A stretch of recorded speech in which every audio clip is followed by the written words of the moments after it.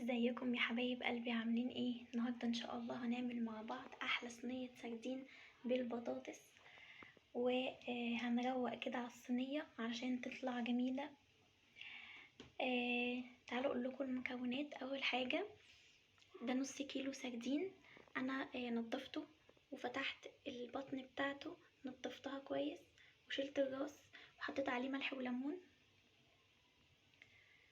تاني حاجة، عندي هنا فلفلاية كوبي كبيرة، وطماطماية كبيرة، وبصلاية كده وسط، وليمون بقى ده اللي هنزين بيه على الوش. تحطي بقى العدد زي ما تحبي. هنا عندنا 3 بطاطسات وسط، قشرناهم وغسلناهم وقطعناهم شرايح كده، مش تخينة ومش مش رفيعة. دي بقى التتبيلة التحفة اللي احنا عملناها مع بعض، تتبيلة الأسماك. هتلاقوها في فيديو على القناة أو هحطها لكم في صندوق الوصف. هي عبارة عن توم وكمون وملح وفلفل أخضر وكزبرة ناشفة وليمون وخل. تمام. يلا بينا نبدأ. أول حاجة هنجيب الصينية بتاعتنا، هندهنها زيت. جبنا الصينية بتاعتنا ودهناها كده بالزيت.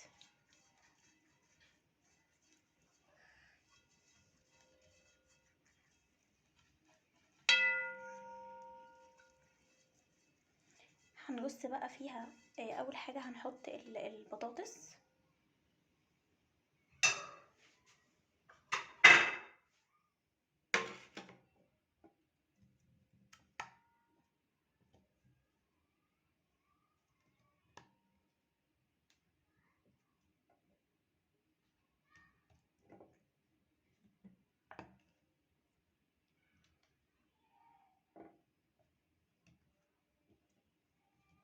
بسم الله الرحمن الرحيم.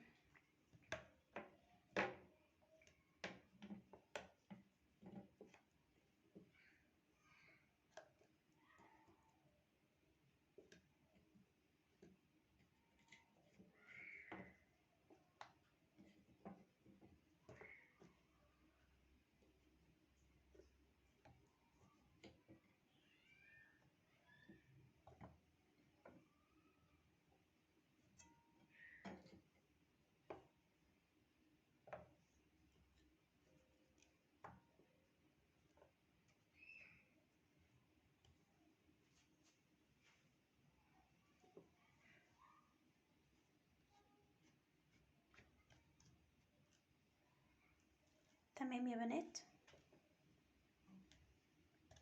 بجد امشوا على الطريقة دي هتاكلوا احلى صينية سردين في حياتكم. بتبقى طعمها لا جميل قوي قوي قوي. طبعا ناس كتير بتحب السردين المقلي، بس حتى لو انت بتحبي السردين المقلي جربي الطريقة دي، فبجد بتبقى تحفة. هنجيب بقى السردين والتتبيلة بتاعتنا.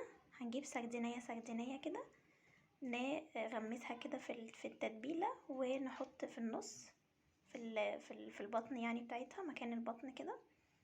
هنحشيها بالتتبيلة ونغرقها كده فيها، وبعدين نحط في الصينية، وهكذا هنعمل واحدة واحدة. هنجيب بقى سردينة سردينة كده، نغمسها في الخلطة بتاعتنا بتاعت تتبيلة السمك، ونحشيها من جوه ونحطها في الصينية. وهنعمل كده لحد ما نخلص التتبيلة كلها، السردين كله. تمام. هنعمل نفس الخطوات لحد ما نخلص السردين بتاعنا كله.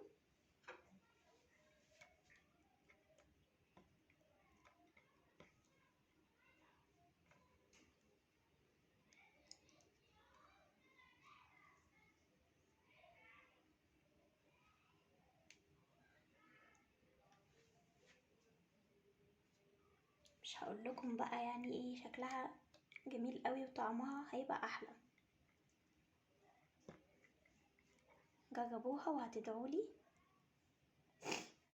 طبعا بقى هنظبط الملح برضو بتاعها، ما تنسوش.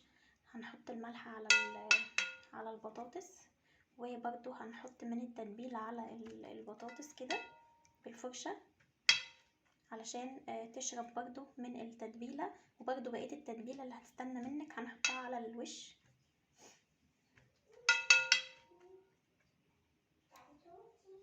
يلا هنكمل بقيه السردين اللي عندنا.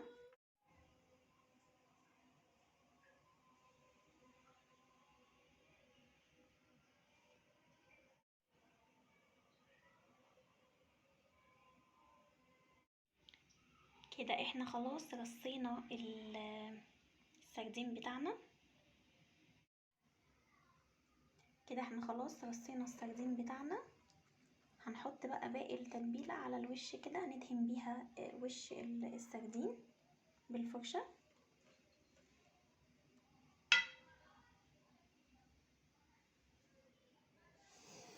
عايزه اقول لكم ريحه التتبيله خطيره.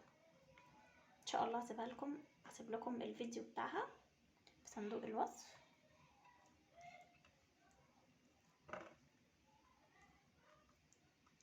خلاص كده. في ناس بتحب تعمل الصينيه كده بس من غير اي حبشتكنات تانية، بس احنا المره دي هنعملها مع بعض بالفلفل والطماطم والبصل، لان هي بتبقى الصراحه بتبقى خطيره بيهم. هنحط الطماطم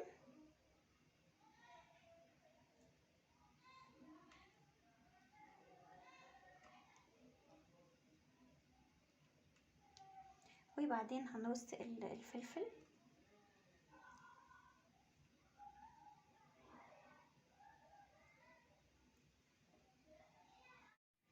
هنحط بقى البصل برضو معاهم كده.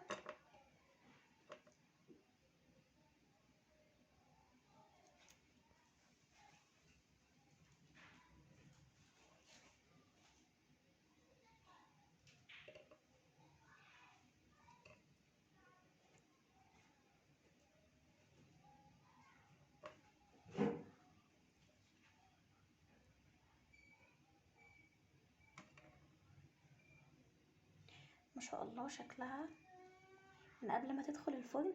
انا هنا كمان كان عندي فلفل حراق، لو انت عايزه تزودي فلفل اخضر حراق او فلفل احمر زي ما تحبي.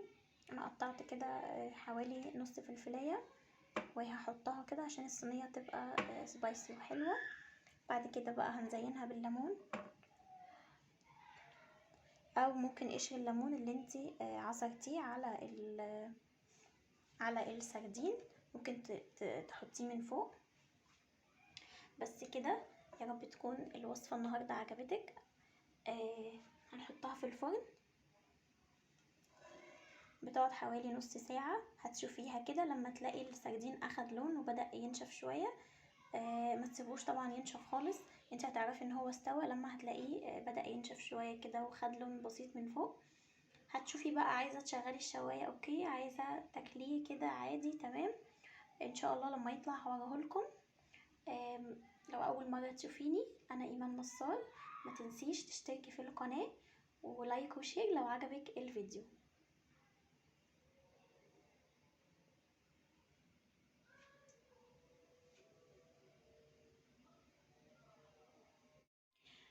كمان لو انتي حابة تحطيها على البوتاجاز من فوق، يعني انا دلوقتي هولع عليها البوتاجاز من فوق، تدي كده شوية تغلي كده غلوتين علشان خاطر البصل بقى والفلفل والسمك وكل ده هينزل المية بتاعته. فاديها كده غلوتين من فوق عشان تستوي بسرعة، وبعد كده انزلها في الفرن. عايزة تحطيها على طول في الفرن برضو زي ما انتي محبة، بس انا هولع عليها من فوق 5 دقايق كده، تدي مرتين كده، تدي كده ايه شوية، وبعد كده هنزلها الفرن تحت. خلاص تمام يا بنات. هغطيها بقى وهسيبها شوية وبعدين هنزلها الفرن. بصوا سامعين؟ مفيش دقيقتين ولا حاجة وهتسمعي صوت البقبقة دي. سيبيها تبقبق شوية. بمجرد ما هتولعي النار هتشمي ريحة فظيعة، هتجوعي كده على طول. بصوا بتبقبق ازاي. الريحه بقى بدات تطلع رهيبه.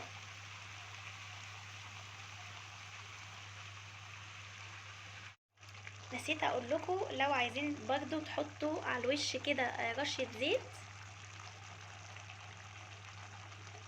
ولو حسيتي ان هي هتنشف او كده وحابه ان انت تزودي لها شويه ميه، هتزودي لها شويه زيت، تزودي لها براحتك يعني، بحيث ان هي تكون مبقبقه زي ما انتوا شايفين كده، ما تبقاش ناشفه وتتلسع منك.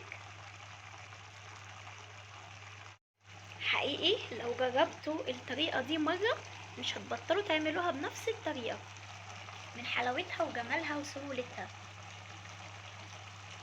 بصوا خلاص نشفت اهي، يعني نزلت السوائل اللي فيها وبعدين نشفت شويه. هنزلها بقى الفرن وبعدين شويه كده وهولع عليها الشوايه. هي كده مش هتغيب مادام انت عملتيها من فوق، يبقى كده هي مش هتغيب في الفرن. هتقعد في الفرن 10 دقايق وبعدين تشغلي الشوايه. وبرده برضو البطاطس خلاص اصلا استوت، يعني البطاطس كده هي خلاص استوت. طبعا الاكله دي نعمل معاها بقى ايه؟ رز احمر.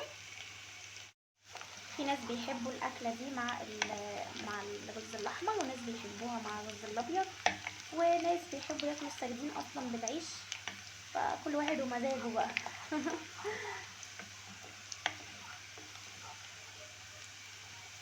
البصله اول ما تدخل كده في التحمير هنحط عليها معلقه سكر، وبعدين هتتكرمل بقى كده وتبقى تحفه.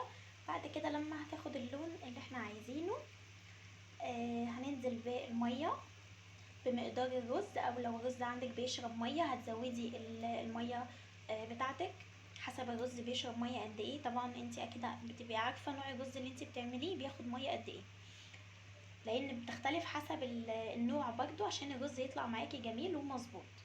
تمام. هتحطي بقى الملح والكمون بتاعك وتسيبي الميه كده تدي مع البصله عشان تتبلها كويس، وبعدين تكوني غاسله الرز وتسقطيه في الميه. سقطنا الرز خلاص. لما بقى الميه هتشرب كده هنوطي النار ونحط الصاجه، وان شاء الله لما السردين يطلع من الفرن هوريه لكم. يا رب تكون الوصفه بتاعت النهارده عجبتكم وتكون مفيده بالنسبه لكم. السلام عليكم ورحمه الله وبركاته. الصينيه بعد ما طلعت، بصوا بقى الجمال والحلاوه.